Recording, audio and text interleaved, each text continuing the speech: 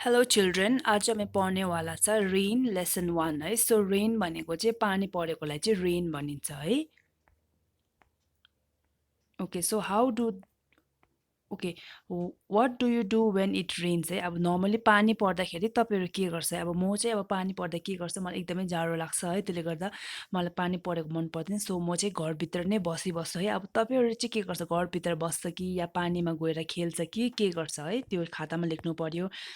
अनि what would you do if you see an animal getting wet है out in the rain, how would you help है। अगर तपाईँलाई अब चाहिँ एउटा एनिमलहरू चाहिँ पानीमा भिज्दै गरेको देख्यो अरे, तपाईँहरू चाहिँ के गर्नुहुन्छ? अब त्यो त्यतिकै भिज्नु दिनुहुन्छ कि त्यसलाई हेल्प गर्छ? जस्तै अब एउटा कुकुर पानीले भिजिरहेछ या बिरालो पानीले भिजिरहेछ भने चाहिँ तपाईँ त्यो एनिमललाई हेल्प गर्ने कि या त्यतिकै छोडिदिने?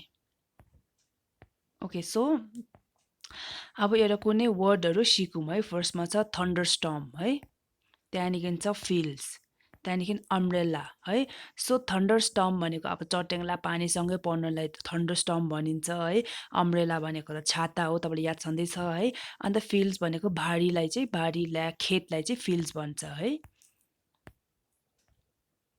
Okay, so rain falls on the following things है। अब रेन चाहिँ केमा चाहिँ झर्छ भन्दाखेरि चाहिँ पानी पर्दा केमा झर्छ पानी है? पानी फिल्ड्स है। फिल्ड्स भनेको चाहिँ अब खेत या जमिनमा झर्छ है। अर्को ट्रिज भनेको रुखहरूमा झर्छ है। अनि अम्ब्रेलास माथि झर्छ। अगर हामीले छाता ओढिरहेको छ भने चाहिँ छातामाथि छातालाई अम्ब्रेला भनिन्छ है। सो अम्ब्रेलामा झर्छ। अनि चाहिँ सिप्स एट सी है, अब सीहरूमा सिपहरू हुन्छ है, त्यो सिपहरूमा झर्छ है। अन्त today the sky is cloudy है। सो जब अब स्काई आकाशमा चाहिँ अब क्लाउडहरू हुन्छ है, एकदम यो बादलले पुरेको हुन्छ, त्यतिखेर चाहिँ के भन्छ? द स्काई इज क्लाउडी है।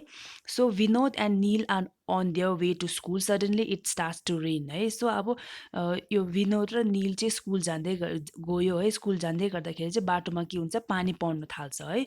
सो अब list some of the things they should have carried with them on a rainy day है। अब यस्तो सामान या चिजको नाम बताउनुहोस् कि जहाँनिर चाहिँ अब पानी पर्दाखेरि चाहिँ लानु पर्थ्यो है। अब यो विनोद र नीलले चाहिँ लानु पर्थ्यो भन्ने कुराहरू चाहिँ अब तपाईँले लेख्नु पर्यो है।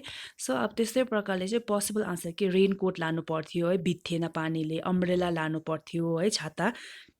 अनि पानीमा लाउनुको लागि रेन बुट्स लानु पर्थ्यो है। अब ड्रइङ टाइम छ तपाईँहरूको लागि हो।